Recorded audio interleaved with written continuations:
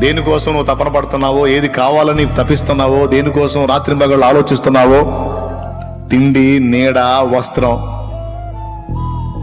నీ కుటుంబం ఇత్యాది బాధ్యతలు, నీ అవసరతలు, వేటి గురించి నువ్వు తలమునకలవుతున్నావో వాటన్ని గురించి ఇక నువ్వు విచారించాల్సిన అవసరం లేదు. ఎందుకంటే నన్ను ఎరగని అన్యజనులు, సత్యంలోనికి రాని అన్యజనులు, అంధకారంలో కూర్చున్న అన్యజనులు వాటన్నిటి గురించి విచారిస్తారు.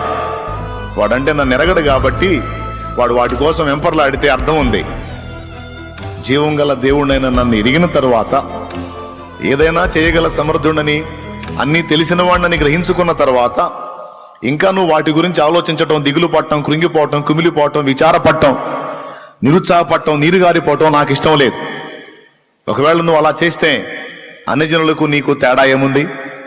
నువ్వు అన్యజనుడివి, అన్యజనురాలివి